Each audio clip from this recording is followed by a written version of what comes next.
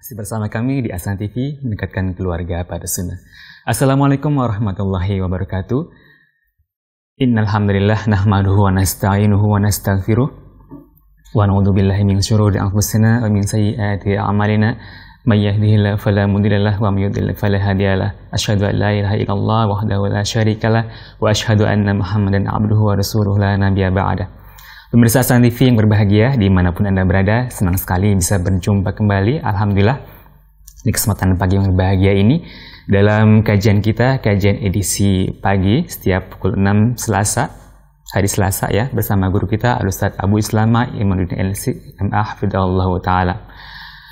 Dan tak lupa juga kita panjatkan sanjungkan salawat serta salam semoga senantiasa tercurahkan kepada Nabi kita Sallallahu Alaihi Wasallam beserta keluarga, sahabat dan hingga umatnya yang senantiasa istiqomah di jalan Rasulullah Sallallahu Alaihi Wasallam hingga akhir zaman nanti.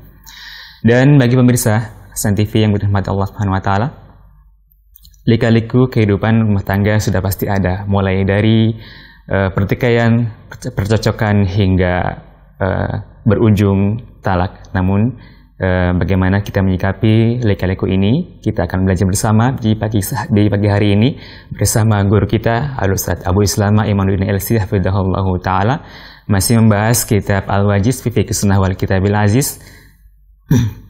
Insyaallah di kesempatan hari ini dan kita sudah terhubung dengan beliau. Kita sapa terlebih dahulu. Assalamualaikum Ustaz. Waalaikumsalam warahmatullahi wabarakatuh. Kabarnya sehat ya Ustaz ya? Nah, alhamdulillah. Nah, amin. Masih di Hamalatul Quran ya Ustaz? Nah, oh ya Ustaz, untuk barangkali ada pemirsa yang mengkaji mungkin dengan menggunakan syarahnya, mungkin Antum bisa sebutkan untuk halamannya, dan mungkin untuk pemirsa yang menggunakan versi terjemahan, mungkin setiap penerbit berbeda-beda ya Ustaz. Baik, tak lupa juga kami mengundang Anda di sesi interaktif nanti. Kami mengundang Anda di 021-891-0635 atau juga di 0811-900-7912. Dan bagi pemirsa yang menggunakan WhatsApp, pemirsa bisa menghubungi kami di 0811 9007913. Dan bagi pemirsa juga yang ingin mendapatkan file dalam bentuk format PDF, bisa Anda hubungi di 0811 9007913. Baik, untuk menyingkat waktu, kita langsung saja persilakan kepada Antum Ustaz. Faliyatafadhal mashkuran.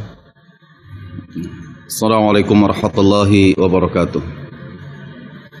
Alhamdulillahirabbil alamin, wassalatu wassalamul atamanil akmalani ala al-mab'uts rahmatan lil alamin. Asyhadu an la ilaha illallah wahdahu la syarika lah wa asyhadu anna Muhammadan abduhu wa rasuluhu alladzi man la nabiyya ba'dah. Allahumma salli wa sallim wa barik ala nabiyil karim habibina al-mustafa Muhammadin wa ala alihi wa sahbihi ajma'in. Ya ayyuhalladzina amanu taqullaha haqqa tuqatih wa la tamutunna illa wa antum muslimun.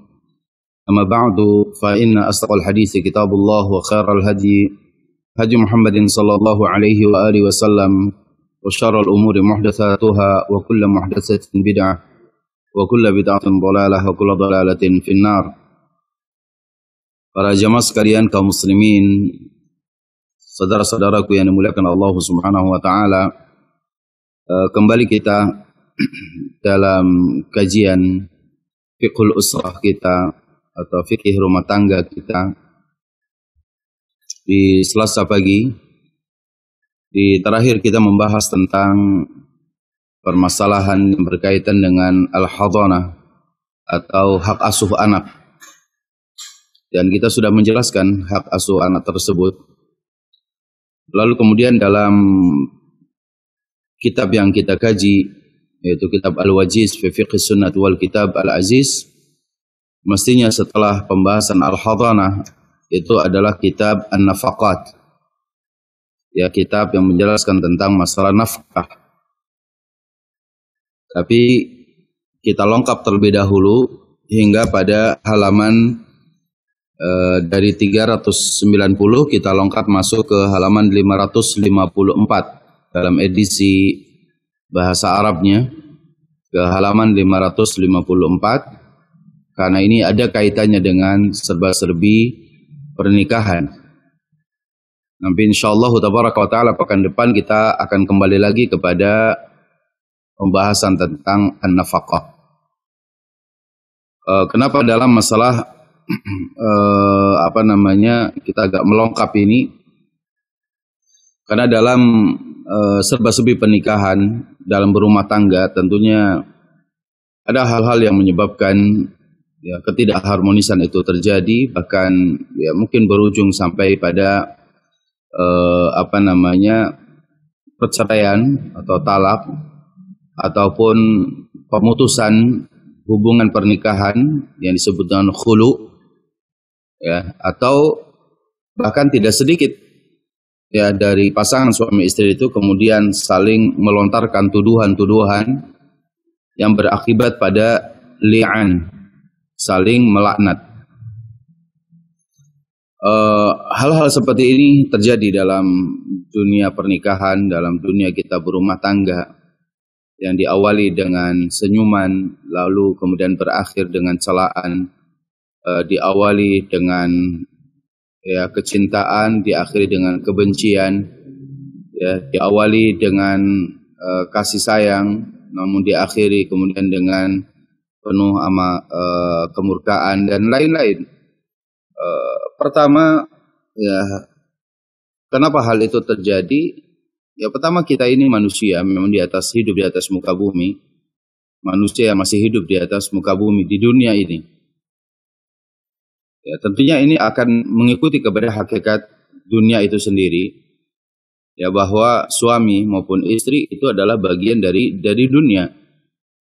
Ya, dunia itu melelahkan, dunia itu juga penuh dengan penyesalan, dunia itu ya sesuatu yang fata morgana. Dan terkadang kalau kita bukanlah orang yang beriman kepada Allah Jalla wa'ala, bukanlah orang yang senantiasa terus mencari ilmu untuk terus bisa memperbaiki kesolehan diri kita dan juga kesolehan pasangan kita, maka hal-hal yang lebih buruk pasti akan terjadi. Entah berakibat kepada ya saling menyakiti, bahkan terjadi juga dalam rumah tangga itu saling menghilangkan nyawa atau terjadi pembunuhan antara suami dan istri dengan suami dan lain-lainnya, wal'iyadzubillah. Ya, semoga kita semua diselamatkan dari perkara-perkara yang jahat, perkara-perkara yang rusak, yang buruk seperti ini. Semua itu adalah pembelajaran bagi kita semua bahwa pernikahan itu harus didasari dengan bukan semata-mata kecintaan, tapi juga pernikahan itu harus didasari kepada keimanan kita yang kuat, yang kokoh kepada Allah Jalla wa'ala. Dan juga pernikahan ini juga berdasarkan kecintaan kita kepada Rasulullah Sallallahu Alaihi Wasallam. Dan kemudian pernikahan itu juga harus didasari dengan atas dasar keinginan bersama meraih kebahagiaan di dunia juga hingga meraih kebahagiaan kita di akhirat. Cita-cita yang luhur ini harus ada pada setiap pasangan dan suami istri, bahwa pernikahan bukan hanya di dunia saja. Apa yang kita inginkan dari pernikahan di dunia ini adalah kebahagiaan, hati yang tenang, ya, kemudian saling mencurahkan kecintaan dan juga kasih sayang. Itulah yang kita dapati dari ayat-ayat Al-Quran, litaskunu ilaiha wa ja'ala bainakum mawaddatan wa rahmah, agar kita merasa tenang. Ketika rumah tangga itu tidak memberikan ketenangan pada diri kita, ketenangan kepada pasangan kita, bahkan yang terjadi itu adalah hilangnya kasih sayang, hilangnya kecintaan, yang ada adalah lontaran-lontaran cacian dan makian, maka tidak mustahil bahwa akhir daripada pernikahan yang seperti ini, jika sudah diupayakan untuk mencari kebaikan-kebaikan, tapi pada akhirnya kemudian harus terjadi perceraian atau pemutusan akad dalam pernikahan. Namun yang mesti dihindari itu adalah jangan sampai kemudian kita melakukan sesuatu yang lebih buruk dari itu semua, yaitu al-qadhfu wal-li'an. Al-qadhfu wal-li'an. Al-qadhfu itu secara bahasa itu ya artinya ziyadah ataupun al-qadhfu ini artinya tuduhan, ya, tuduhan. Dan al-li'an itu saling melaknat. Ya, kalau kita dapati misalkan dijelaskan dalam kitab ini, qala Syekh Dr. Abdul Adim Badawi hafizahullahu tabaraka wa ta'ala wa mata'ahu bisihhati wal afiyah, ta'rifuhu ay definisi daripada al-qadhfu, bahwa al-qadhfu huwa ar-ramyu bizina, yaitu menuduh pasangan kita berzina. Ya, bi an yaqul ya zani, seseorang mengatakan kepada orang lain wahai zina. Au ghairi dzalika min al-alfaz allati yufhamu minha ramyuhu ghairahu bizina. Ya, atau dengan lafaz-lafaz yang bisa difahami bahwa dia menuduh orang lain untuk berzina. Seperti dengan kalimat, ya, kamu berselingkuh misalkan. Kamu berselingkuh. Atau ya, kamu telah, ya, misalkan membuang sesuatu pada keharaman atau meletakkan sesuatu pada keharamannya. Ini maksudnya adalah berzina. Atau kalimat-kalimat yang senada dengan hal itu, baik oleh pasangan suami istri ataupun kepada yang lain. Jadi memang al-qadhfu ini bab yang juga bisa umum, ya, bisa umum, tapi ketika terjadi dalam rumah tangga pasangan suami dan istri, maka ini jelas agak jauh lebih berat. Ya, karena bagaimana seorang suami kemudian menuduh istrinya dia berzina, atau seorang istri menuduh suaminya dia berzina, maka ya hal ini harus segera, ya, selesaikan perkaranya.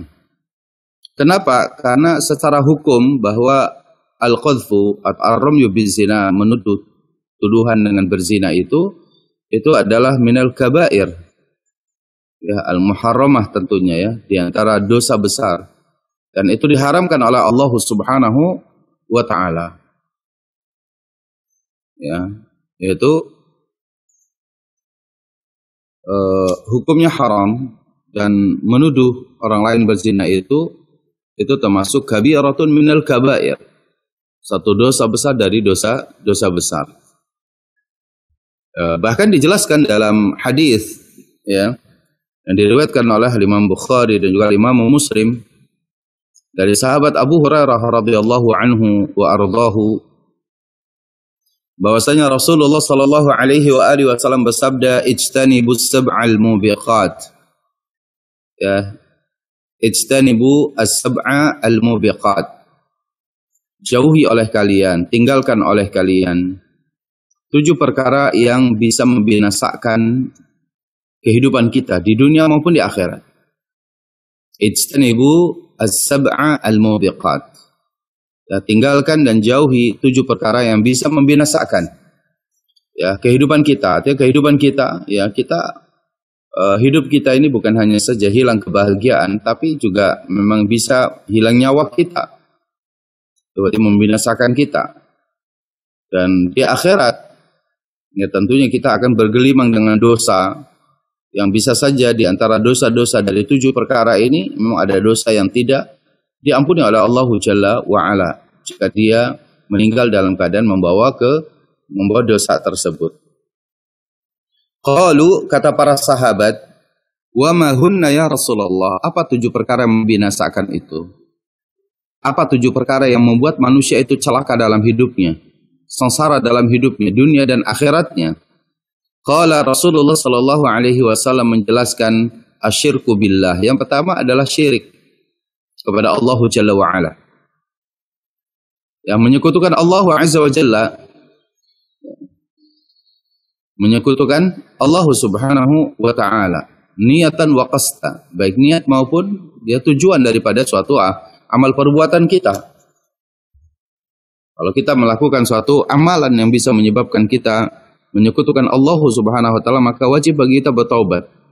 Karena dosa syirik Kalau kita meninggal masih melakukan kesyirikan, tidak akan diampuni oleh Allah Jalla wa'ala. Ya, berarti di dunia dia sengsara, di akhirat jauh lebih sengsara. Yang kedua, wasihru, yaitu melakukan sihir. Ya, kita datang ke sihir atau kita juga yang menyihir. Ya, kita yang melakukan praktek pesihiran, ya. Atau kita belajar sihir, atau kita mengajarkan sihir, atau kita melakukan praktek sihir. Maka semuanya itu kena juga, terhukum dengan satu hukum.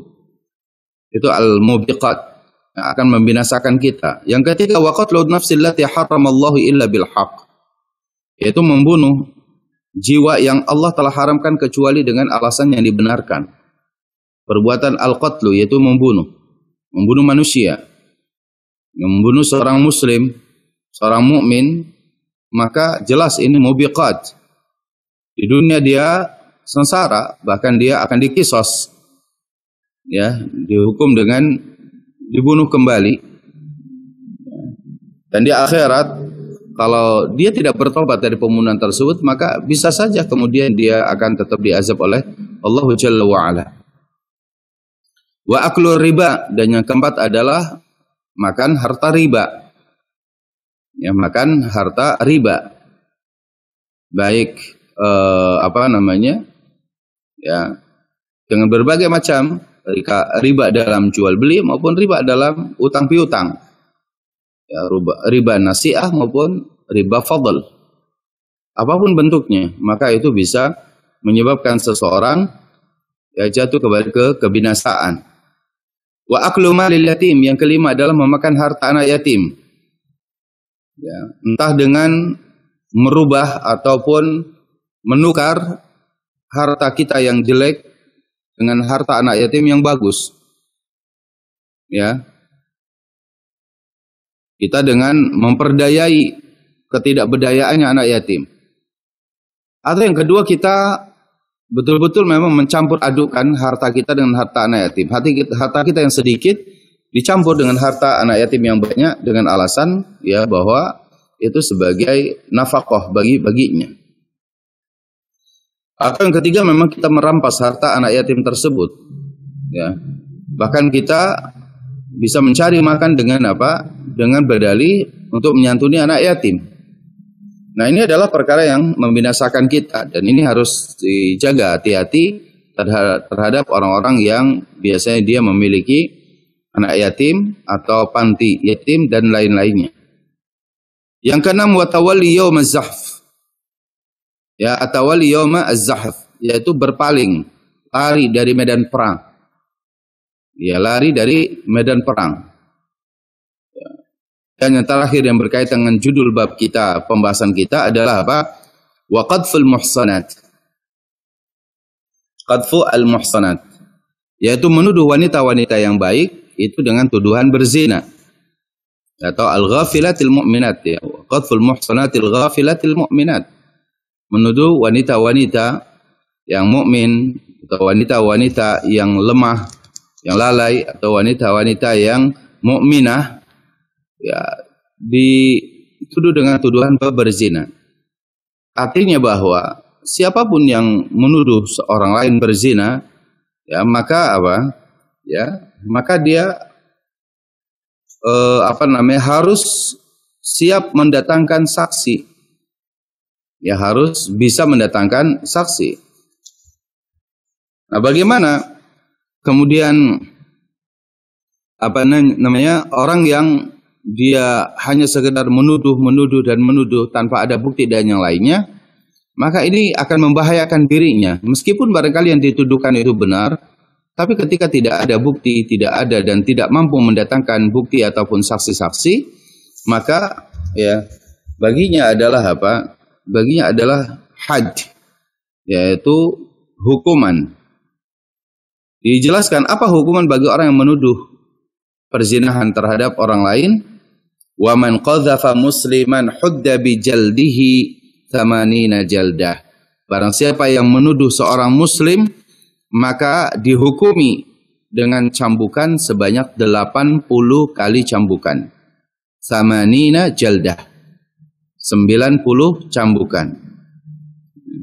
Dikatakan dalilnya adalah surah An-Nur ayat 4. Allah Subhanahu wa taala berfirman, "Walladzina yarmunal muhsanat thumma lam ya'tu bi arba'ati syuhada fajliduhum 80 jaldah wa la taqbalu lahum syahadatan abada wa ulaika humul fasiqun."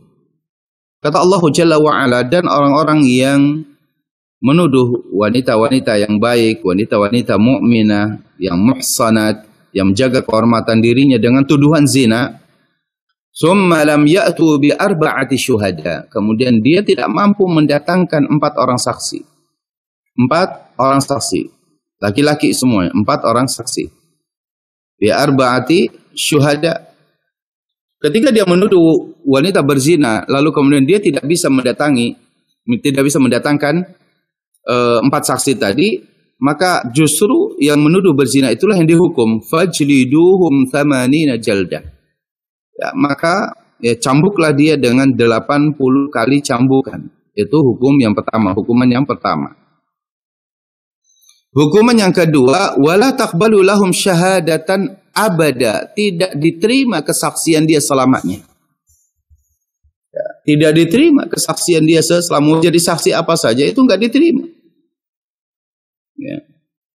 Tidak akan diterima. Dan yang ketiga, wa ulaika humul fasiqun, dianggap masuk dalam golongan orang-orang yang fasik. Orang yang menuduh orang lain dengan tuduhan berzinahan. Nah, untuk itu bahwa perkara ini ada perkara yang juga dilaknat oleh Allah Jalla wa Ala, ya, dalam surah An-Nur ayat 23-nya. Ya, Allah Subhanahu wa taala berfirman, "Innal ladzina yarmunal muhsanati, ya, al-ghafilatil mu'minat."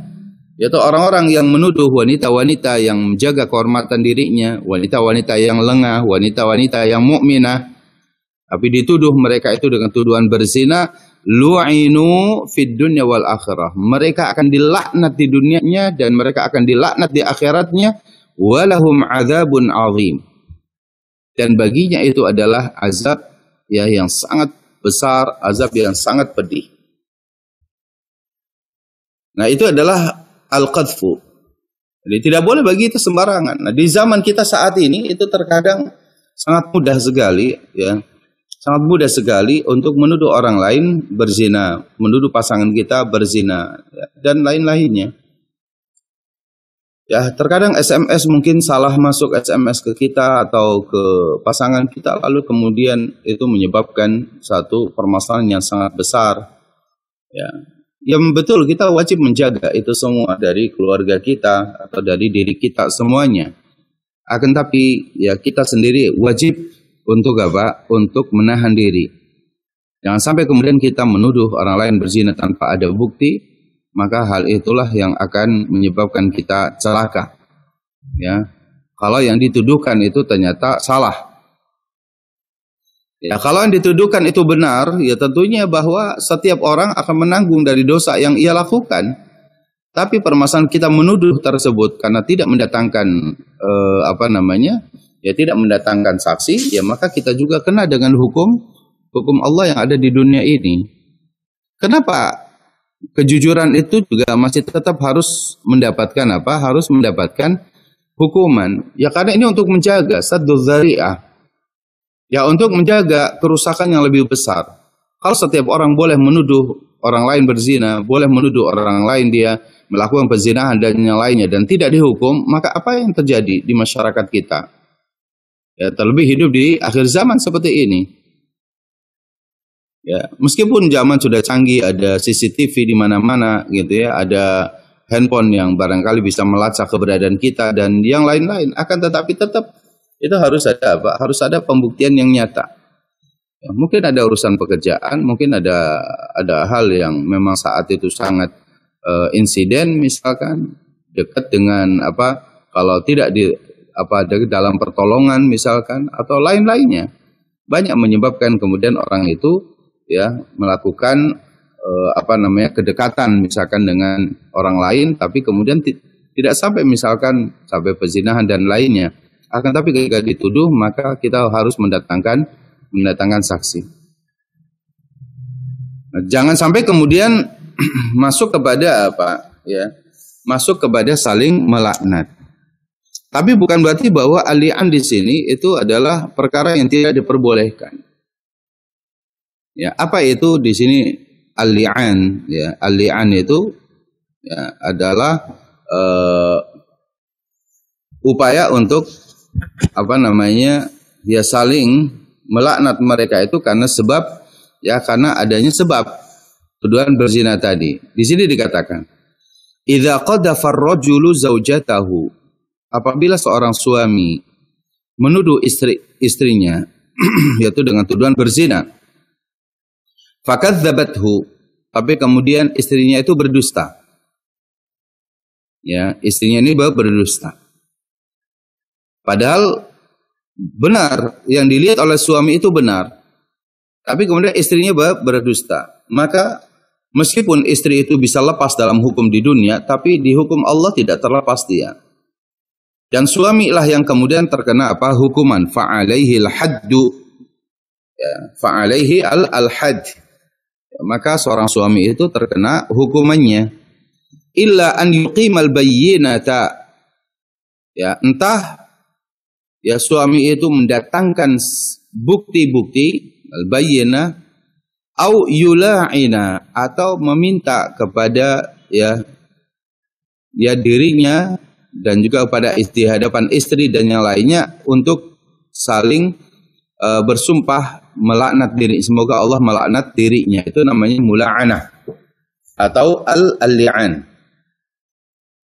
Di sini dikatakan dalam surah An-Nur dalilnya bab li'an ini adalah ayat 6 sampai ayat 9. Walladzina yarmuna azwajahum, dan orang-orang yang menuduh pasangan-pasangan mereka berzina, walam yakun lahum syuhada, dan mereka tidak memiliki saksi, illa anfusam, kecuali diri mereka sendiri, ya, maka fasyahadatu ahdim, syahadat seseorang di antara mereka itu harus apa? Arba'u syahadatin billah.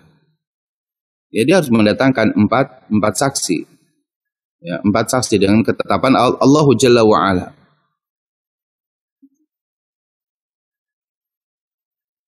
Innahu laminas shadiqin, sesungguhnya dia termasuk orang-orang yang jujur.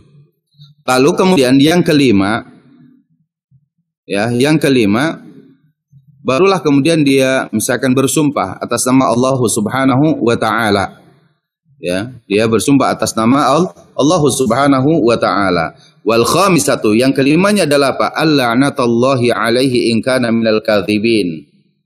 Ya, saya bersumpah atas nama Allah ya bahwa saya melihat ya dengan mata kepala saya sendiri bahwa istri saya telah berzina. Ya, dan saya siap dilaknat oleh Allah Jalla wa Ala ya jika saya termasuk orang yang berbohong misalkan. Nah, itu pada kali yang kelimanya saya seperti itu. Ya, pada kali yang kelimanya saya seperti itu. Atau misalkan dia bisa bersumpah sekali, 2 kali, 3 kali, sampai 4 kali. Yang kelimanya dia baru mengatakan al-la'natullahi alaihi in kana minal kadhibin. Atau dia mengatakan, ya saya wallahi demi Allah ya bahwa saya telah mengetahui bahwa istri saya atau suami saya ya itu telah berzina. Dan kalau saya termasuk orang yang bohong, saya siap mendapatkan laknat Allah Jalla wa Ala. Ya. Baik. Itu yang apa namanya? Kalau terjadi kepada seorang suami yang siap untuk dilaknat oleh Allah. Ya begitu juga kalau misalkan ternyata ya seorang istri yang apa namanya menuduh suaminya, maka ketika dia tidak mampu mendatangkan bukti, maka mula'anah ini juga boleh dilakukan.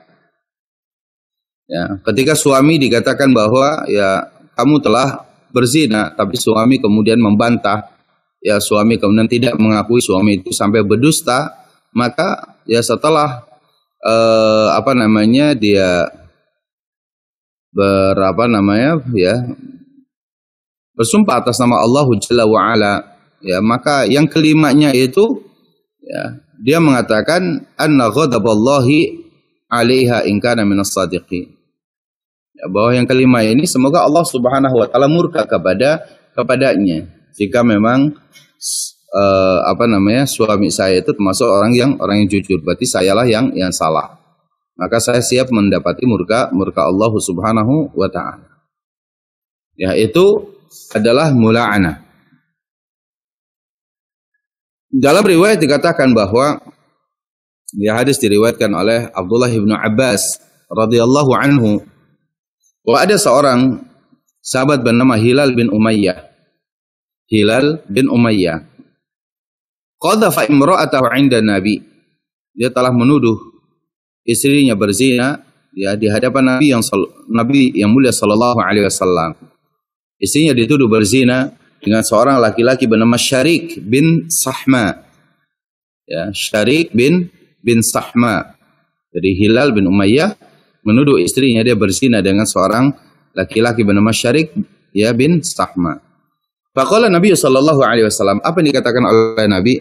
Al-bayyinah au haddun fi dhahrik. Ya, datangkan kamu bukti atau saya derak punggungmu, saya cambuk punggungmu, kata Rasul sallallahu alaihi wasallam. Faqal, ya Rasulullah, ya Rasulullah, idza ra'a ahaduna ala imra'atihi rajulan yantaliqu yaltamisul bayyinah. Bagaimana pendapatmu apabila seorang suami dia melihat istrinya sedang dizinahi oleh seorang laki-laki, apakah tetap juga harus mencari bukti? Ya, faja'ala Nabi sallallahu alaihi wasallam yaqul, maka Nabi mengatakan, al-bayyinah wa illa haddun fi zahrik. Tetap harus mendatangkan apa? Harus mendatangkan bukti, ya, harus mendatangkan bukti. Kalau tidak, maka cambukan akan mendera punggungmu. Faqala Hilal, maka apa kata Hilal bin Umayyah? Walladzi ba'atsaka bil haqq, demi Allah yang telah mengutusmu wahai Muhammad dengan kebenaran. Inni la shadiq, sesungguhnya aku benar, aku ini yang jujur. Fala yunzilannallahu ma yubarri'u dhahri minal hajj. Semoga Allah Subhanahu wa taala menurunkan ayat yang bisa membebaskan punggungku dari hukuman ini, dari cambukan ini. Ya. Jadi Hilal bin Umayyah dia bersumpah, walladzi ba'atsaka bil haqq, demi Allah yang telah mengutusmu wahai Muhammad dengan membawa kebenaran, inni la shadiq, sesungguhnya aku ini benar, aku ini jujur. Fala yunzilannallahu ma yubarri'u zahri minal had. Maka semoga Allah Subhanahu wa taala menurunkan apa? Menurunkan satu ayatnya yang dengan ayat itu bebaslah punggungku itu dari cambukan. Fanazzala Jibril. Maka Jibril turun membawa wahyu Allah Subhanahu wa taala, yaitu dalam surah An-Nur ayat 6 tadi. Surah An-Nur ayat 6 tadi. Walladzina yarmuna azwajahum wa lam yakun lahum syuhada illa anfusahum fasyahadatu ahadihim arba'u syahadatin billahi innahu laminas shadiqin. Maka apa? Fansarafan nabiyyu, Nabi kemudian meninggalkan mereka, fa arsala ilaiha, lalu mengutus dia untuk mendatangi istrinya. Faja'a Hilal, lalu kemudian Hilal itu datang, fasyahida. Ya, wa Nabi sallallahu alaihi wasallam yaqul, artinya Hilal dia mendatangi istrinya dan mengatakan apa yang dikatakan oleh Rasul itu. Wa Nabi yaqul, dan Nabi yang mulia sallallahu alaihi wasallam di hadapan Hilal dan juga istrinya mengatakan, innallaha ya'lamu anna ahadakuma kadzibun fahal minkum ta'ib. Ya, sesungguhnya Allah Maha mengetahui bahwa salah seorang di antara kamu itu pasti ada yang berbohong. Apakah ada di antara kalian berdua siapa yang mau bertaubat? Ya. Dan itu dikatakan hingga 2 atau 3 kalinya Rasulullah sallallahu alaihi wasallam mengatakan meminta kepada mereka, adakah di antara kalian mau bertobat? Tapi kemudian pada diam saja. Ya, Hilal bin Umayyah diam, istrinya juga diam, ya, dan juga yang lainnya diam di situ.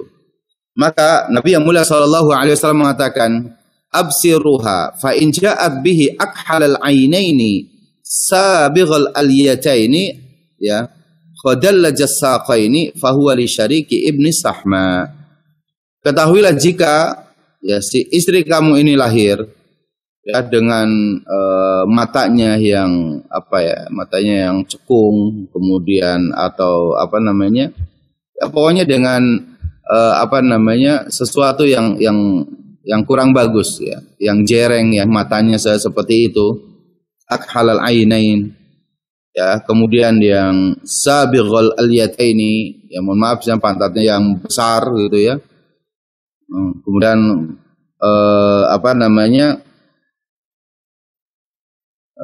khadalajus safaini ya, di sini antara betis dengan ya betis itu besar gitu ya. Jadi bukan seperti betis kayak paha misalkan, seperti itu. Nah, kalau nanti ada anak yang dilahirkan dari istri kamu itu lahir seperti ini ya, matanya juling misalkan, kemudian ya, badannya pokoknya nggak bagus ya, artinya ada sesuatu yang berbeda, bahkan antara betis dengan pahanya sama ukurannya, maka kata Nabi yang mulia sallallahu alaihi wasallam, fahuwa li syariki ibni Sahma, maka betul bahwa dia itu adalah anak daripada Syarik bin Sahma. Artinya berarti wanita ini telah berzina dengan Syarik bin Sahma. Faja'at bihi kadzalik.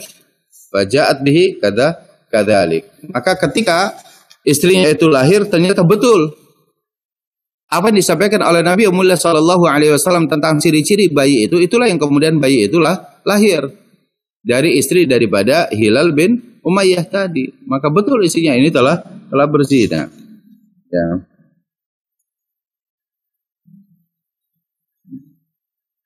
Nah, ikhwatal iman a'azzani Allah wa iyyakum ajma'in.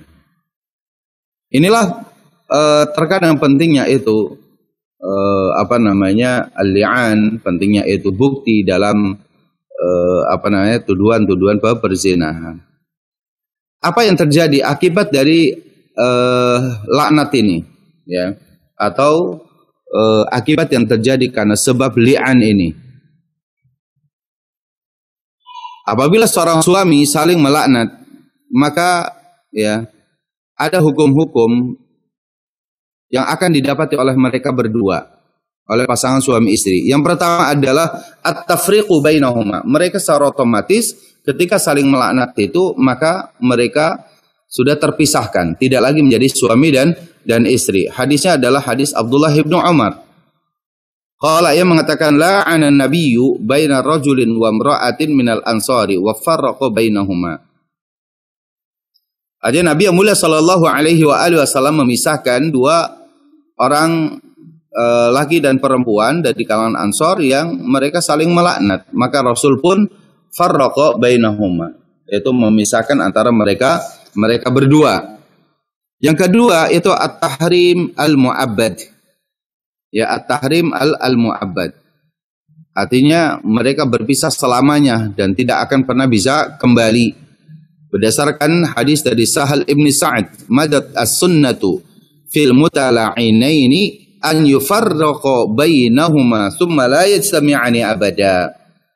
Ya, telah ada dalam sunnah Nabi kita mulia sallallahu alaihi wasallam hukum yang telah ditetapkan untuk dua orang yang saling melaknat itu adalah memisahkan atas mereka berdua, summa la yajtami'ani abada. Kemudian mereka keduanya tidak akan pernah bisa kembali.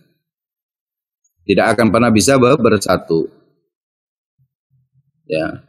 Yang ketiga, istiqaq al-mula'anah as-sadaq. Artinya wanita itu meskipun sama-sama melaknat tapi tetap masih memiliki hak untuk mempertahankan maharnya. Ya, kalau khulu ya itu kadang bisa berbeda. Kalau khulu itu mestinya juga harus dikembalikan misalkan kepada suami. Jadi dikembalikan, atau ada barang yang memang itu pernah diberikan oleh seorang suami, maka itu harus dikembalikan. Tapi kalau mula'anah ini ya tetap itu mahar itu masih menjadi hak seorang istri yang melaknat tadi. Yang keempat adalah iltihaq al-walad bil mula'anah. Ya. Anak ini pun ya, anak ini masih bisa disandarkan kepada ibunya. Iltihaqul walad bil mula'ana. Bil mula'ina, ya, bil mula'ina.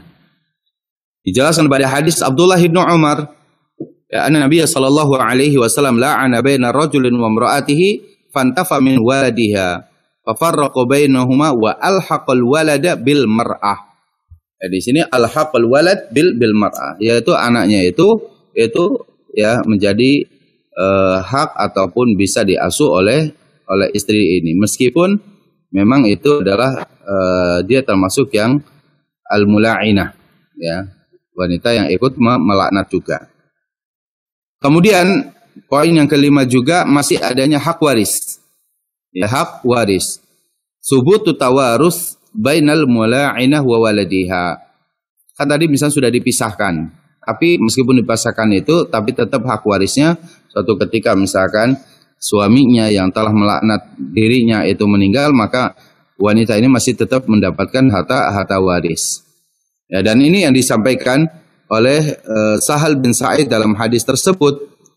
Ya, fakanat as-sunnatu ba'dahuma an yufarraqu bainal mutala'inaini. Ya, wa kanat hamilan wa kana ibnuha yud'a li ummihi. Anaknya itu dipanggil ya dengan nasab kepada ibunya.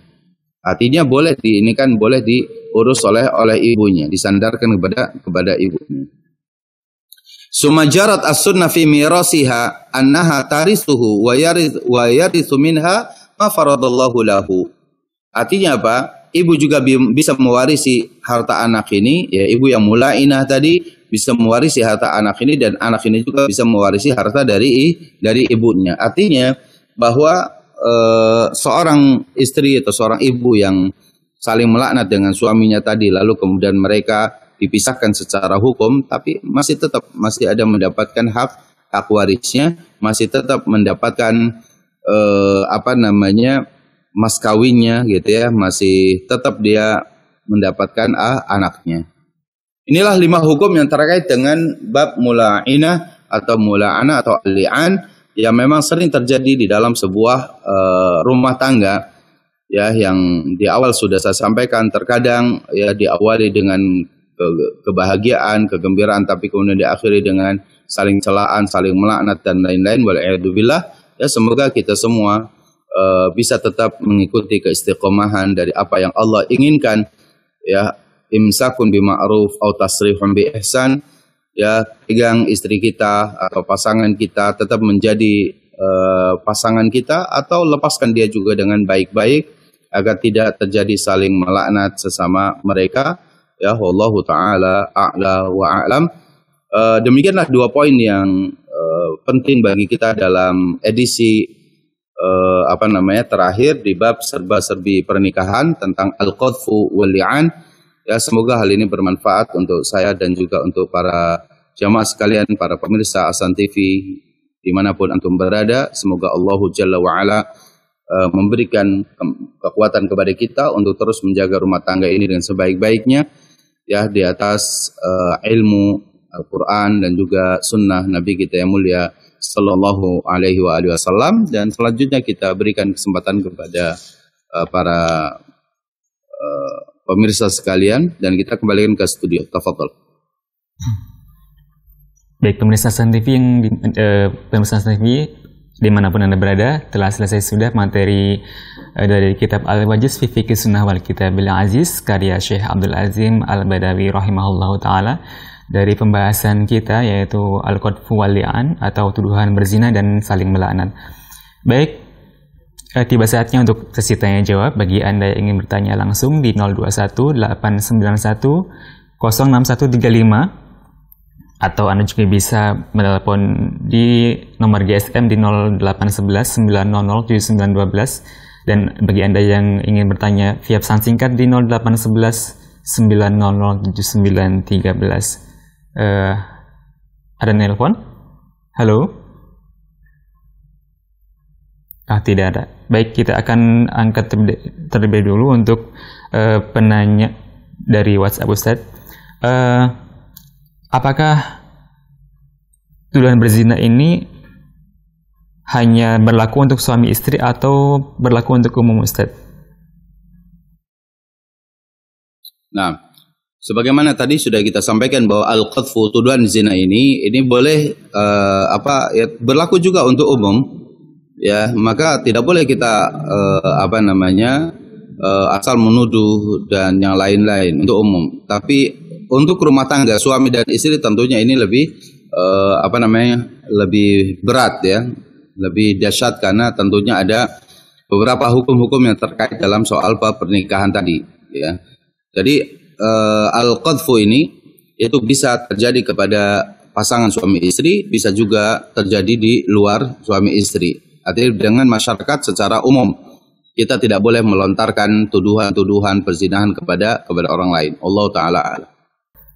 Ada pertanyaan dari Mailani Amelia. Bismillah, Ustadz, izin bertanya, wanita yang ditinggal mati suaminya dan berkewajiban menjalani masa iddah, padahal ia seorang mahasiswi, apakah boleh melanjutkan studinya? Seorang yang ditinggal wafat oleh suaminya, maka dia masuk dalam hukum ihdad, ya. Dia harus menjaga kehormatan dirinya, tidak keluar kecuali untuk hajat yang sangat-sangat urgent, ya, yang sangat penting sekali untuk menyambung hidupnya dia, misalkan.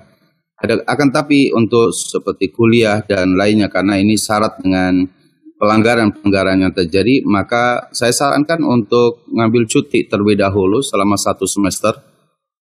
Ya, pada saat suaminya meninggal, dia masih statusnya mahasiswi, ya, masih kuliah, maka dia mengambil cuti untuk satu semester, ya, sampai masa iddah itu selesai, baru kemudian dia kembali lagi kuliah, karena dia harus menjalani masa iddah ataupun yaitu ihdad, ya, yaitu namanya dia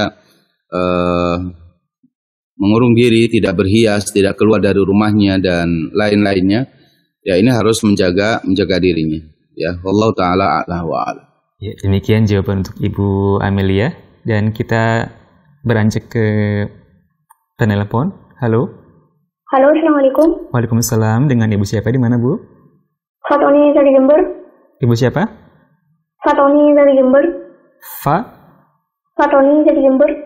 Fatoni dari Jember, ya. Oh ya, baik. Silahkan Ibu pertanyaannya. Iya. Saya pernah membaca buku kalau salah satu orang Islam yang kejam itu adalah orang yang masuk masjid lalu keluar dan tidak salah 2 rakaat. Yang dia maksud tidak salah 2 rakaat itu kan tidak salat sunnah, Ustaz. Itu kan hanya dianjurkan. Apakah boleh tidak salat sunnah, Ustaz? Dan apakah dianggap kejam dalam seperti itu? Begitu saja, Ustaz. Nah, silakan Mas Fatoni. Baik, bisa disampaikan kira-kira? Halo, masih tersambung? Halo? Iya, bisa diulangi pertanyaannya? Belum. Apa? Masih bisa diulangi pertanyaannya? Iya.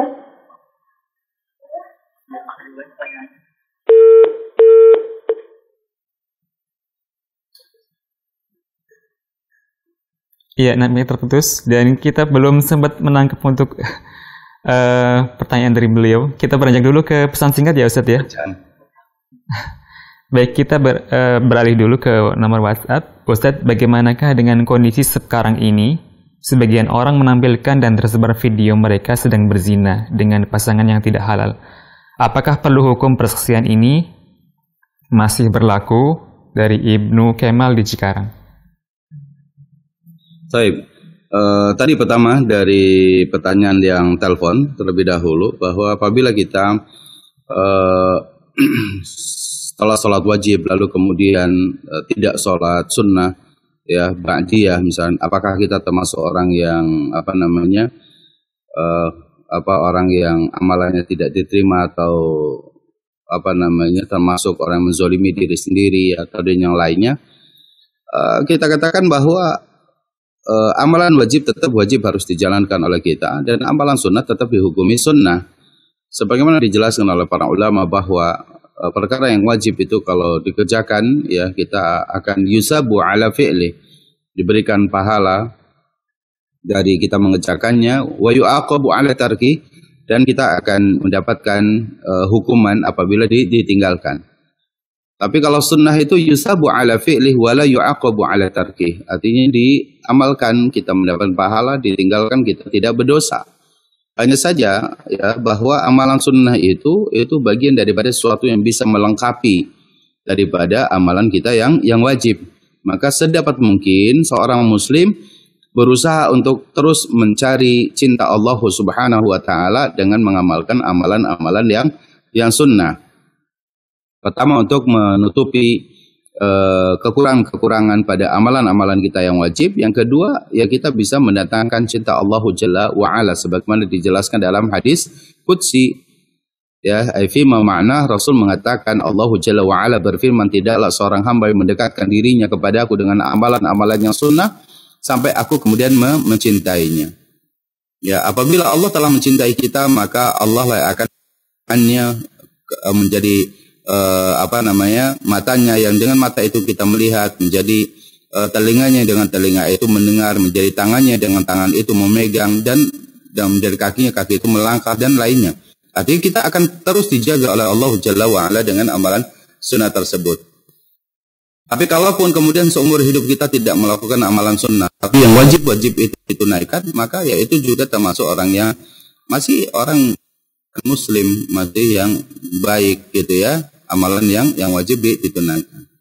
Baik. Kemudian pertanyaan yang kedua, bahwa ketika ada orang yang kemudian dia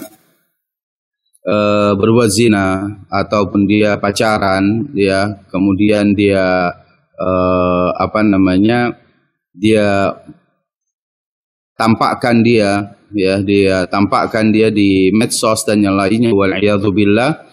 Ini adalah orang yang tidak malu, tidak memiliki rasa malu dia kepada Allah Jalla wa'ala.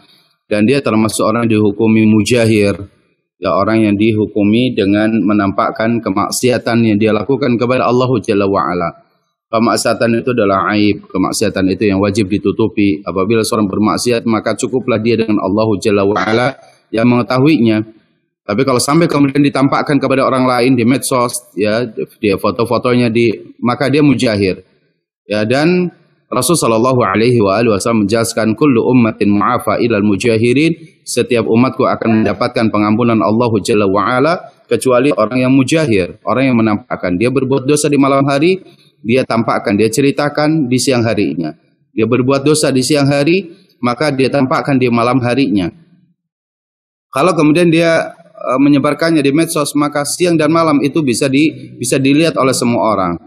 Yang kalau kemudian hukum Islam diterapkan ya oleh pemerintahan kita, misalnya hukum Islam diterapkan, maka tentunya bukti-bukti itu akan menjadi salah satu pendukung, meskipun tetap harus mendatangkan 4 saksi pada saat kejadian itu, ya, atau kemudian kita bisa dengan mula'anah tadi, ya, mula'anah bersumpah atas nama Allah.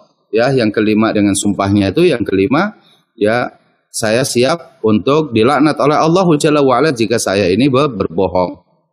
Ya, atau bagi wanitanya dia mengatakan, ya, saya siap Allah memurkai saya jika saya bohong dan suami saya benar dan lainnya. Ini namanya mula'anah. Ya, jadi pertanyaannya adalah bahwa dia termasuk orang yang mujahirin, wajib bertaubat kepada Allah Jalla wa'ala dan menghapus semua foto-foto atau semua video-video yang ada, itu tidak boleh ditampakkan sedikit pun kepada orang lain. Yang harus kita ingatkan bahwa jangan pernah kita berbangga sedikit pun dengan kemaksiatan yang kita lakukan. Jangan pernah kita membanggakan dosa dan kemaksiatan, ya, sekecil apapun. Ya, sekecil apapun. Ya, jangan pernah kita, ya, merasa bangga dengan dosa dan kemaksiatan yang dilakukan. Ini adalah bahaya yang bisa menghancurkan kehidupan kita, menghancurkan amal-amal perbuatan kita, bahkan kita pun, ya, nyaris tidak akan selamat oleh Allah, ancaman Allah Jalla wa'ala. Kita tidak akan mendapatkan pengampunan oleh Allah sebagaimana hadis Rasulullah sallallahu alaihi wasallam tadi, ya. Allah taala a'la wa a'lam. Demikian.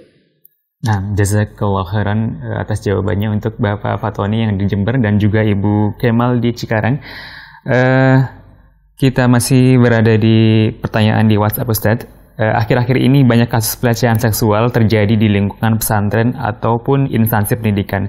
Bagaimanakah cara kami sebagai orang tua bisa memilih pondok pesantren atau sekolah yang aman untuk anak kami dari hamba Allah di Cikarang?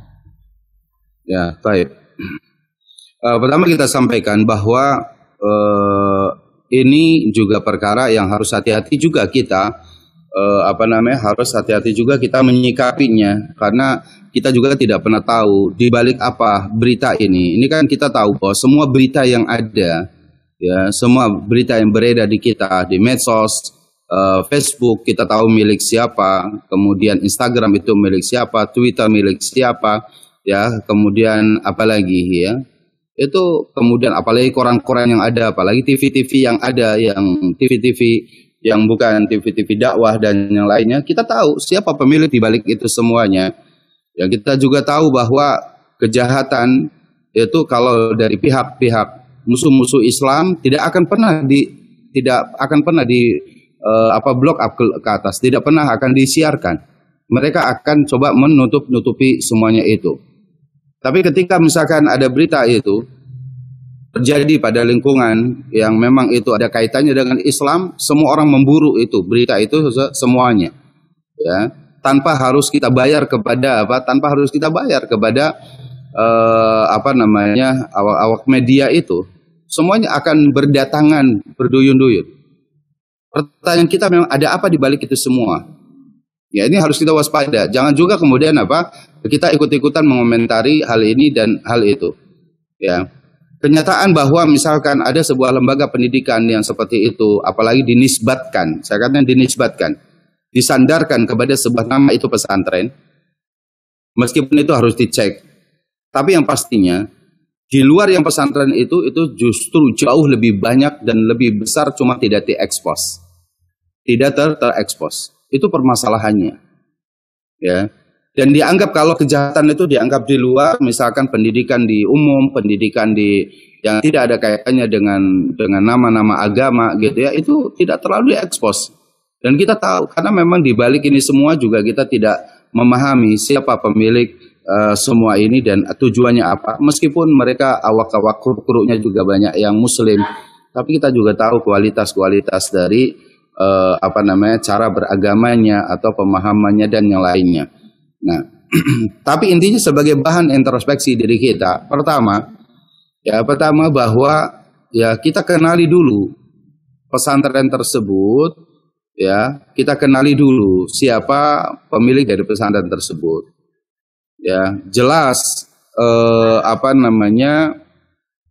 misalkan dia status pada para pengajarnya gitu, terutama mungkin dalam hal ini itu adalah para pimpinan dan pengurus pesantren tersebut, itu untuk diketahui, ya, sikap beragamanya seperti apa, manhaj beragamanya seperti apa, ya. Saya tidak mengatakan bahwa apa yang kemarin beredar itu apakah betul itu pesantren ataukah itu muslim. Kalaupun itu Islamnya itu Islam seperti bagaimana pemahamannya, apakah kemudian itu hanya nisbat di penyandaran saja gitu ya. Anda sebagai mengatakan bahwa ini alirannya beda gitu dan segala macamnya gitu. Itu yang pertama itu. Jadi pengurusnya juga jelas. Yang kedua, izin operasional daripada lembaga tersebut. Ya. Karena terkadang banyak juga ulah oknum tertentu ketika dia terjadi sesuatu, beritanya sudah sampai ke media, baru kemudian ternyata dia nggak resmi. Ternyata pesantren itu atau lembaga tersebut itu ternyata belum dapat izin dan segala macam. Pertanyaan bagaimana dia terbangun bangunan di atasnya, kemudian selama ini ada pembelajaran, lalu kemudian dikatakan dia tidak mendapatkan izin. Ya. Mana RT-nya, mana RW-nya, mana lurahnya, kan begitu mesti kita tanyakan. Kemudian akte yayasannya benar atau tidak gitu, ya. Akte yayasannya benar atau tidak, itu kan harus dicek terlebih dahulu. Izin operasional seperti apa? Karena itu bisa menjadi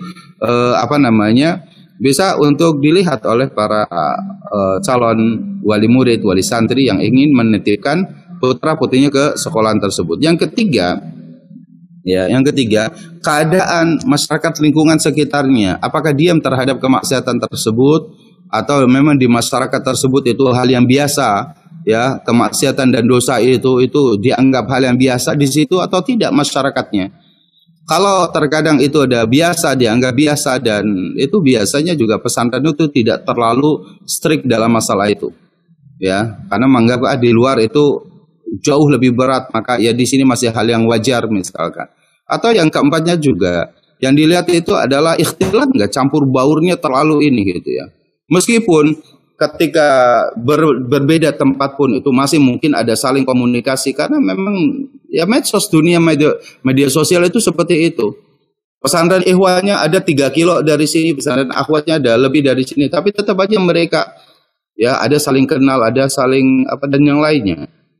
Ya, apalagi yang misalkan dalam satu wilayah, maka itu harus dilihat penjagaan secara di kepengasuhannya, biasanya aturannya, maka kemudian adakah kegiatan-kegiatan yang bercampur baur, ya, ikhtilat laki dan perempuan, santri ikhwan, santri akhwat, itu juga harus dilihat. Ya, di mana sekolah-sekolah umum juga satu kelas bercampur laki dan perempuan, kemudian di pesantren itu ada yang bercampur baur seperti itu, ya tentunya ini akan menyebabkan jauh lebih cepat, ya, jauh lebih cepat hal-hal yang bersifat negatif atau tindakan kriminal seperti itu. Ya, jadi dilihat dari beberapa sisi. Pertama dari sisi legalitas lembaga tersebut, yang kedua kemudian siapa para pengurus yang ada, ya, di masyarakat dikenal seperti apa, kemudian yang ketiganya juga berkaitan dengan sistem pendidikan dan pengasuhannya juga seperti apa gitu ya, yang keempat lingkungan masyarakat sekitarnya. Nah, hal-hal seperti ini mesti dilihat oleh para kaum muslimin, para wali santri atau calon wali santri yang ingin menitipkan amanah tersebut. Lalu kemudian yang kelima, ini yang penting lagi, yang kelima itu wali santri ketika menitipkan anaknya ke pesantren itu jangan dilepas. Anak itu jangan merasa dia terbuang, gitu ya. Anak itu terus adakan komunikasi yang intens dengan apa? Ya, dengan pihak pesantren. Maksud intens di sini bukan juga berarti setiap hari harus ditanyakan sudah makan belum, sudah mandi belum, bukan itu maksudnya. Tapi juga ada komunikasi, entah 2 pekan sekali, entah 1 bulan sekali, gimana keadaan anak kita gitu. Ada juga yang terlalu overprotective sehingga menyebabkan para pengurus juga itu dibuat kelelahan oleh para wali santri. Ya, setiap hari ditanyain sudah makan belum, sudah belajar belum, sudah mandi belum, dan yang lain. Enggak juga seperti itu. Karena pesantren pastinya sudah punya aturan. Ya, pesantren itu sudah punya kegiatan 24 jam diatur. Ya, makan sudah diatur, ada pembimbingnya, ada gurunya, dan lain-lain. Ya, jadi lihat agenda kegiatan para santrinya itu di lembaga tersebut seperti apa. Ya, ini biar bisa saling mengisi, ya. Wali santri juga bisa tidak selalu harus pakai WhatsApp. Tidak perlu adanya grup-grup WhatsApp seperti itu, karena terkadang juga itu akan menyebabkan habis waktu para guru kita, para pembimbing asrama kita, habis waktu dia dengan WhatsApp itu. Datang saja ke pesantren, pengen ketemu sama anaknya, ngobrol, kemudian ngobrol dengan para gurunya, bukan ketika datang pesantren hanya ngobrol dengan anaknya saja. Tapi sampaikan juga kepada gurunya, ingin ngobrol dengan siapa, ingin pembimbing kamarnya, dengan ini gitu ya, dengan gurunya, dengan wali kelasnya. Itu saya kira juga pihak pesantren itu juga harus membuka diri untuk membuka komunikasi dengan para wali santri, karena kita juga hanya mendapatkan amanah. Lembaga pesantren, lembaga pendidikan itu hanya untuk mendapatkan amanah. Jika memang dia pun tidak mampu, maka dia akan mengatakan terhadap anak bapak, anak ibu, kami sepertinya tidak mampu misalkan. Ya, hal seperti itu. Jadi dilihat beberapa poin-poin besar seperti itu untuk kita meminimalisir terjadinya satu tindakan kriminalitas atau sesuatu yang tidak diinginkan oleh kita. Ya, demikian beberapa solusi yang bisa kita sampaikan. Nah, demikian jawaban untuk hamba Allah di sekarang, semoga dapat dipahami. Ya, ada penempel masuk. Halo. Halo. Ya, nampaknya terputus dan kita beralih kembali di WhatsApp, Ustaz. Ya, ada yang masuk lagi. Halo. Halo. Iya, halo. Dengan siapa, di mana? Dengan Asdar di Sinjai, Ustaz. Di mana? Sinjai, Sulawesi Selatan. Sinjai. Iya, silakan. Silakan, Bapak. Iya. Ini saya ada pertanyaan ini. Kebetulan ini ada orang mau menikah. Halo. Iya, halo. Iya. Bagaimana itu hukumnya Ustaz? Pernikahan suami pertamanya itu tidak tercatat di KUA, tidak resmi istilahnya untuk dokumen dari pemerintahan. Ya. Terus, ya, terus mau menikah lagi. Ya, mau menikah lagi dengan laki-laki lain, tapi tidak ada bukti perceraian dari suaminya pertama itu. Ya. Ya, sudah Pak? Iya, cukup ya Pak ya? Iya. Baik. Yang kedua lagi, iya. Yang kedua tentang ini orang meninggalkan salat, ya, meninggalkan salat karena sakit. Apakah boleh dia mengkadanya? Waktu dia, ya. Nah. Baik, cukup ya Pak ya? Ya. Bapak yang dimuliakan Allah Subhanahu wa taala di Binjai, semoga Allah Subhanahu wa taala menjaga Bapak dan juga keluarga. Pertama, ada seorang wanita yang dia nikah pertama kali itu dengan nikah siri tentunya ya, karena tanpa ada surat resmi dari pemerintah dalam hal ini. Nah, bagaimana kemudian ketika wanita ini setelah bercerai dari suami yang pertama dan dia mau menikah lagi dengan calon suami yang kedua? Tentunya pertama harus ada saling kepercayaan antara calon pertama kejujuran dari seorang wanita ini bahwa saya pernah menikah tapi saya tidak mendapati surat, ya, seperti itu yang pertama. Yang kedua, calon suami boleh bertanya apakah ada tulisan secari kertas yang memang itu bisa dijadikan bukti. Kalau tidak ada, ya maka akan lebih baik ya buatkan satu surat hanya sebagai pegangan saja bagi calon suami ini bahwa dia sudah pernah menikah dan kemudian dia cerai. Ya, lalu kemudian apa? Dia bisa menikah lagi dengan resmi dengan calon suami yang kedua ini, ya, dengan dengan datang ke penghulu bahwa status dia seperti ini dan seperti ini. Enggak apa-apa, nanti di penghulu atau di ulil amri ini sudah ada hal yang mengatur semua itu. Ya, jadi paling tidak untuk menghilangkan syubhat bahwa kita menikahi istri orang yang masih sah, maka ada bukti tadi. Ya, buatkan surat dari si wanita ini, buatkan surat yang menjelaskan bahwa suaminya dia itu telah menceraikan dia sejak tanggal sekian dan masa idahnya sampai sekian. Ya, kemudian dia baru menikah lagi setelah masa idah selesai, kan gitu. Ditandatangani oleh oleh saksi atau oleh keluarga dari suami agar diketahui bahwa dia sudah tidak lagi menjadi istri daripada suaminya atau daripada anaknya ini. Ya, itu satu. Jadi harus diupayakan dibuatkan satu surat ya yang ditandatangani oleh kedua belah pihak. Nah, surat itulah yang menjadi bekal bagi seorang wanita ini untuk menikah lagi atau bisa jadikan pegangan bagi calon suami yang kedua agar dia tidak dianggap menikahi istri orang ya yang masih sah menjadi istrinya. Maka harus ada kesungguhan dari wanita ini juga untuk mengambil surat tersebut atau mendapatkan surat-surat tersebut. Ya, seperti itu. Yang kedua, apabila dia meninggalkan sholat karena sakit, ya apakah dia wajib mengqadha? Ya, sholat ini memang tetap harus dilakukan oleh kita meskipun kita dalam keadaan sakit. Apabila kita memang tidak bisa tidak bisa kita sholat sambil berdiri karena sakit, maka boleh sambil duduk. Apabila sambil duduk nggak bisa, maka bisa sambil berbaring atau sambil kita berisyarat. Tidak bisa wudhu, maka diwudhukan. Tidak boleh kena air, maka ditayamumkan. Tidak bisa bergerak dengan tangan dan segala macamnya, maka bisa bisa dituntun. Ya, bisa dituntun. Ini sudah masuk waktu sholat, ya Bapak atau Ibu sholat, ya maka diwudhukan. Kemudian kalau memang mau, kalau ada halangan maka boleh ditayamumkan, gitu ya. Baru kemudian setelah itu dibimbing untuk sholatnya dengan semua keterbatasannya dengan yang lain-lain. Tapi kalau kemudian sampai meninggalkan karena misalkan ketiduran ya dalam ini lagi operasi yang betul-betul dia tidak bisa, maka boleh dilakukan sholat setelahnya itu mengqadha'nya.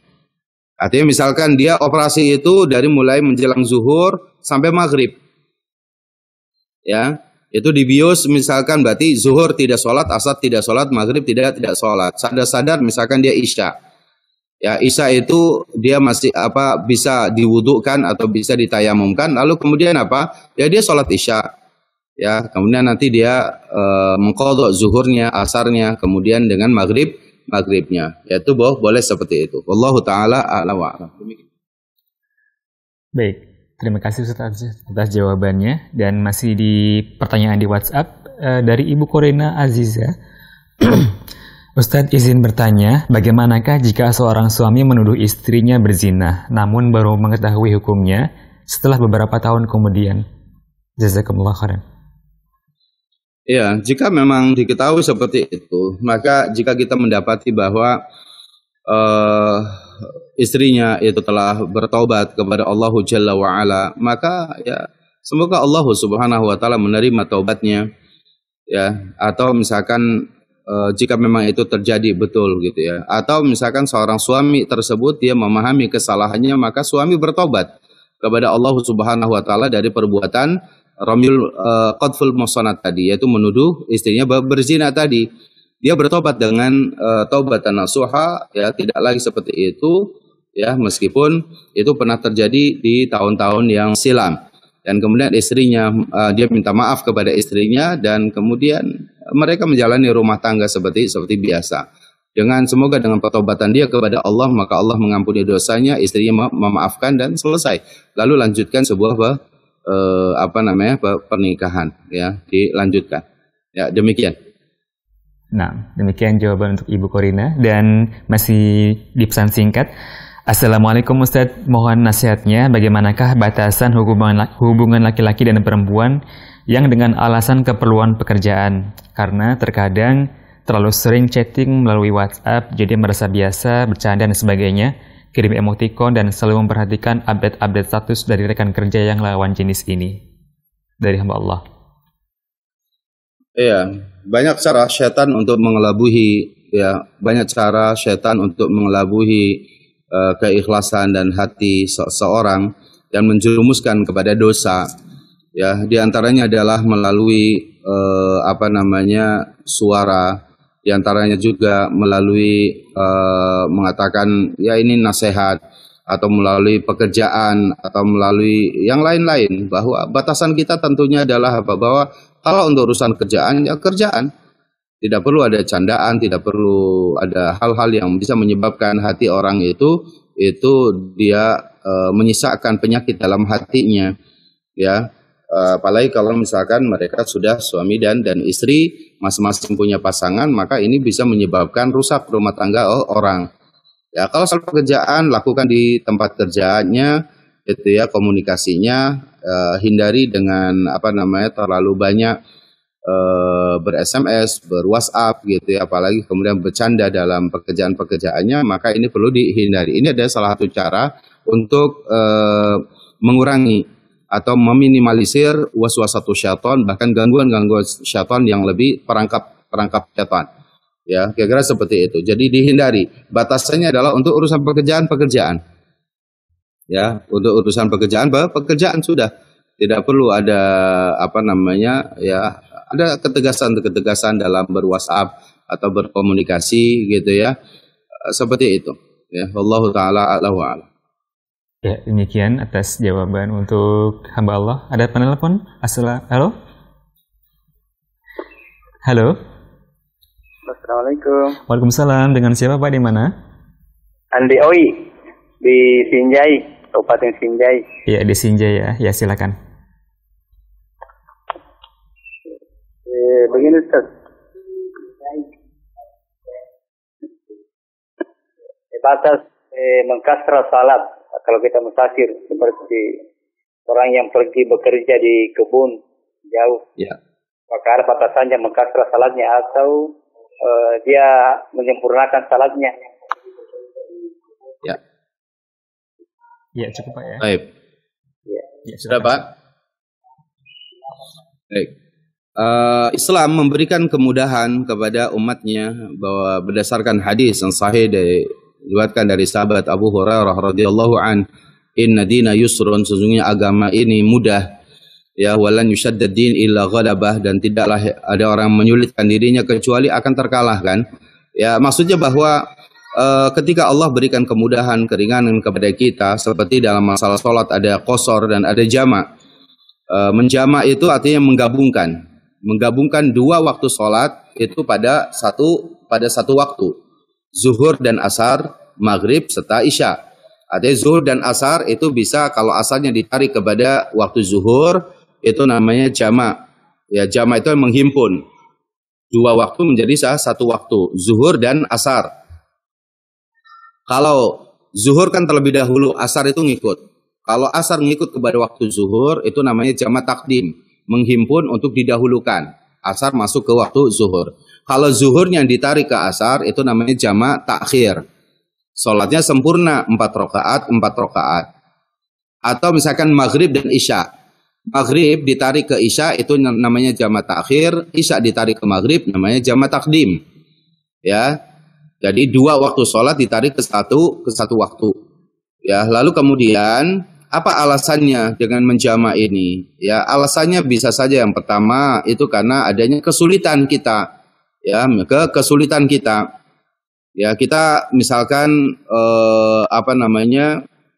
ya kita lagi bekerja di tengah sawah, pohon sawit yang agak susah atau apa, yang hari ini mau panen, sehingga kita perlu ada waktu yang sangat panjang, lagi di atas, nanti turun lagi dan segala macamnya. Misalnya ada kesulitan, namanya ada masyaqqah. Maka dengan sebab kesulitan tersebut, maka boleh kita menjamak salat. Atau karena hujan besar yang menyulitkan bagi kita untuk datang ke masjid atau apa, maka boleh pada saat kita berada di masjid untuk sholat maghrib, misalkan ternyata hujan besar sekali, maka hujan besar dan menyulitkan kita, maka apa, kita sekaligus dengan sholat isyaknya misalkan, atau zuhur hujan, maka dengan sholat asarnya. Nah, itu adalah menjamak. Adapun kemudian mengqasar, ya mengqasar itu memendekkan, meringkas. Apa sholat yang bisa diringkas? 4 rakaat, zuhur, asar, dan isya. Zuhur 4 rakaat jadi 2 rakaat, asar 4 rakaat jadi 2 rakaat, isya 4 rakaat jadi 2 rakaat. Ya, kenapa mengqasar? Karena lagi safar. Lagi safar itu rata-rata, ya safar itu adanya kesulitan juga, ya dalam keadaan safar, maka boleh mengqasar salatnya, ya. Nah, pertanyaannya adalah, bolehkah kita menjamak dan mengqasar? Boleh, ya. Sudah dilakukan kita qasar sekaligus dijamak. Zuhur 2 rakaat, asar 2 rakaat. Kemudian maghrib dan isya, maghrib 3 rakaat. Kemudian isya 2 rakaat. Itu boleh digabungkan sekaligus di qasar. Tapi syaratnya kita dalam perjalanan, kita dalam safar. Ya, dalam safar. Ya, hukum asalnya mengqasar saja, itu alasannya safar. Tapi ketika kita safar itu juga menyulitkan kita, maka boleh safar dan qasar, jamak dan qasar bisa dihimpunkan jadi satu. Ya, demikian Bapak, semoga ini jelas. Ya, demikian jawaban untuk Bapak yang berada di Sinjai ya, dan sekaligus sebagai pertanyaan yang terakhir. Baik, mungkin sebelum kita tutup, mungkin ada beberapa poin atau faedah yang bisa antum sampaikan, Ustaz. Baik. Para pemirsa Hasan TV yang dimuliakan Allah Subhanahu wa taala, ya, tentunya bahwa perkara yang telah kita jelaskan dalam bab ini tentang al-qadfu dan al-li'an ini sangat-sangat mungkin terjadi di era-era zaman terakhir ini, di zaman fitnah, kehidupan kita yang penuh dengan ujian dan cobaan, yang semua kita harapkan semuanya bisa memaksimalkan diri kita untuk berdoa kepada Allah, untuk menjaga keistiqomahan kita, untuk menjaga kerukunan dan keharmonisan dalam rumah tangga kita, dan kita tidak terjumus kepada waswasatul syaitan, ya, kita tidak terjebak kepada makar tipu daya syaitan untuk menghancurkan rumah tangga kita. Maka seperti berkaitan dengan bahayanya komunikasi ataupun WA atau WhatsApp, bercanda ataupun yang lainnya dari kawan kita atau yang lainnya, maka itu hindarkan semua itu. Nah, semoga kita semua diselamatkan oleh Allah Jalla wa Ala. Hadanallahu wa yakum ajma'in. Wa sallallahu ala nabiyyina Muhammadin wa akhiru da'wana alhamdulillahi rabbil alamin. Assalamualaikum warahmatullahi wabarakatuh. Waalaikumsalam warahmatullahi wabarakatuh. Demikian pemirsa di mana berada, kajian pagi edisi kali ini bersama guru kita Al-Ustaz Abu Islama Imanuddin LC MA Hafidhahullah Ta'ala dari kitab yang kita pelajari Fiqh Al-Wajiz fi Fiqh Sunnah wal Kitab Al-Ajiz karya Syekh Abdul Azim Al-Badawi Rahimahullah Ta'ala. Semoga Allah senantiasa menjaga beliau dimanapun beliau berada. Dan kami ucapkan juga terima kasih jazakumullah khairan kepada para pemirsa yang sudah bertanya baik melalui telepon atau melalui pesan singkat di WhatsApp. Jazakumullah khairan, dan mohon maaf atas pertanyaan yang belum sempat kami ajukan karena keterbatasan waktu, dan semoga apa yang beliau sampaikan dapat mewakili pertanyaan dari pemirsa sekalian. Dan untuk selanjutnya kami hadirkan kembali lantunan tilawah Al-Qur'anul Karim setelah jeda-jeda berikut, dan kita tutup acara kita dengan kafaratul majlis. Subhanakallahumma bihamdika asyhadu an la ilaha illa anta astaghfiruka wa atubu ilaik. Assalamualaikum warahmatullahi wabarakatuh.